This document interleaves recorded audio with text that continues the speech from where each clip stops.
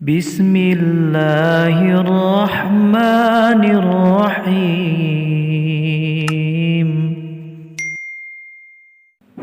الله أكبر الله أكبر لا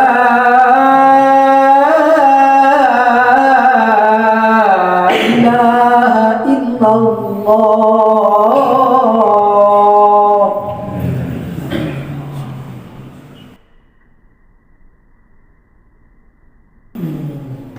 Alhamdulillah wassalatu wassalamu ala rasulillah Sayyidina wa maulana Muhammadin abdillah wa ala alihi wa sahbihi wa man tabi'ahu wa mawala.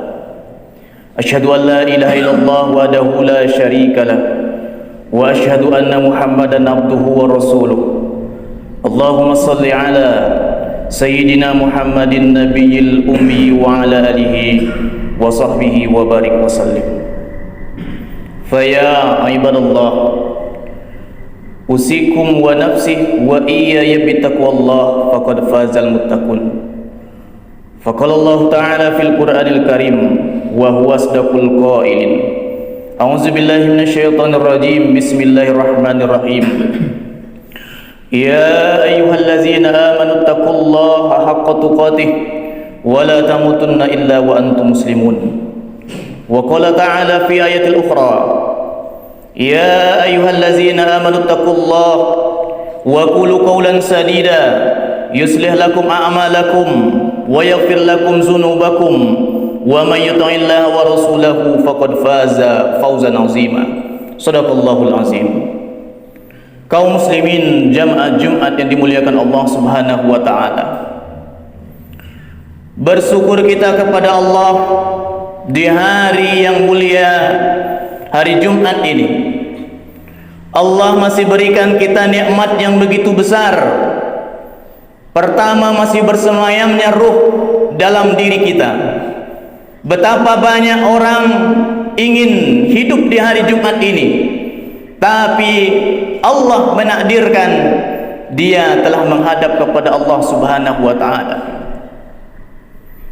Di sisi lain pula ada manusia di hari ini, bahkan di jam yang sama dengan kita duduk dalam masjid ini, mereka masih bernapas diberikan Allah. Allah masih kan berikan dia kekuatan untuk berjalan di atas tanah di bumi Allah ini. Tapi pertanyaannya, kenapa dia tak sampai ke dalam masjid rumah Allah melaksanakan salat Jumat?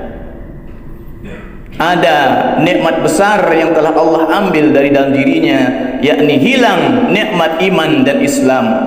Maka sepele baginya meninggalkan salat Jumat. Salat Jumat bagi dirinya bagaikan dia meninggalkan sandal di pinggir jalan saja. Tak ada rasa takut di dirinya akan siksa kubur, tidak ada takut di dirinya akan siksa api neraka.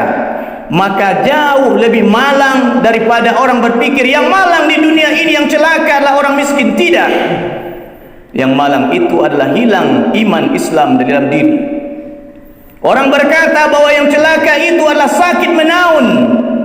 Tidak, yang celaka itu adalah hilang rasa takut akan siksa kubur dan siksa neraka Allah. Maka hari ini bersemayam nikmat besar itu, kita ucapkan alhamdulillahi rabbil alamin. Salawat beriringan dengan salam kita kirimkan buat baginda Rasul Nabi Muhammad sallallahu alaihi wasallam, dengan kita mengucapkan Allahumma sholli ala Sayyidina Muhammad wa ala ali Sayyidina Muhammad. Kaum muslimin jamaah Jumat yang dimuliakan Allah Subhanahu wa taala, mengawali khutbah kita di siang hari ini, khatib ingin mengajak kita semua, mengingatkan kita untuk mengingat akan firman Allah dalam Al-Quran. Allah memberikan peringatan kepada kita dalam Al-Quran. Apa peringatan itu? Allah berfirman, Bismillahirrahmanirrahim, kullun nafsin za'iqatul maut. Setiap yang bernyawa pasti akan merasai mati. Di ayat yang lain pula Allah memberikan kita peringatan, wa ja'at sakratul mauti bil haqq. Kata Allah, dan datanglah dengan tiba-tiba, dengan pasti sakaratul maut itu dengan benar datangnya. Zalika ma kunta minhu tahid, di mana engkau di dunia engkau mencoba lari dari sakratul maut itu, tapi dia akan tetap datang kepadamu. Wahai para jamaah sekalian, demi Allah, kita yang hadir duduk di masjid di hari ini, pagi tadi masih bisa mandi badan itu dengan sendirinya. Yakin dan percayalah, demi Allah, tak berapa lama lagi badan ini akan dimandikan oleh orang lain. Pagi tadi untuk berangkat ke masjid ini kita gunakan pakaian yang indah, dipakai oleh diri sendiri. Tak berapa lama lagi sampai pada masanya badan ini akan dipakaikan pakaian oleh orang lain dengan kain putih yang tak berjahit. Hari ini bangga menggunakan kendaraan terhebat di dunia, megah mewah dipandang manusia. Sampai pada masanya kendaraan terakhir kita adalah pundak saudara-saudara kita. Satu semuanya berada kita menggunakan keranda menuju liang lahat. Lalu kenapa di hari ini Allah masih memberikan kita, membiarkan kita hidup berjalan di atas muka bumi Allah, menghirup nafas dengan leluasa, mata masih memandang dengan terang benderang? Banyak orang mengira masuk ke tahun baru, meninggalkan tahun baru 2022, masuk ke tahun baru 2023, menyangka bahwa diri masih berumur panjang. Tidak, salah menilai bahwa sebenarnya kita tidak memperpanjang umur, tetapi yang ada adalah sisa waktu hidup di dunia kita semakin berkurang. Bahkan ketika hari ini, ketika kita duduk mendengarkan khutbah Jumat ini, sebenarnya jatah hidup kita telah berkurang sekian menitnya. Bukankah hidup di dunia ini sudah diatur, sudah ada perjanjiannya? 120 hari kita berada dalam rahim ibu kita.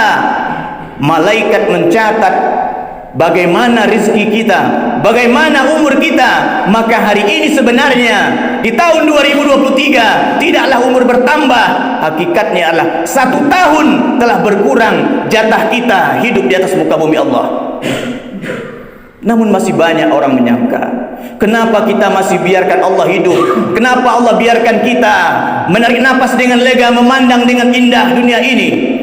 Allah katakan dalam Al-Quran, Allazi khalaqal mauta, Allah yang menciptakan Adam mati, wal hayata, Allah ciptakan pula hidup. Untuk apa Allah biarkan kita Adam mati dan hidup? Liyabluwakum ayyukum ahsanu amala. Allah ingin menguji kita, siapa yang paling bagus amalnya. Maka di hari ini Allah masih berikan kita hidup adalah agar kita mau beramal soleh kepada Allah, mau kita kembali mengingat Allah dengan nikmat-nikmatnya, beramal soleh.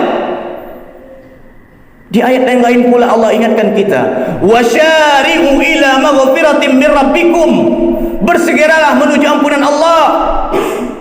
Tapi manusia memang dia sudah terlena dengan kehidupan dunia. Dia menyangka bahwa dunia adalah tempat dia berlama-lama mengumpulkan harta.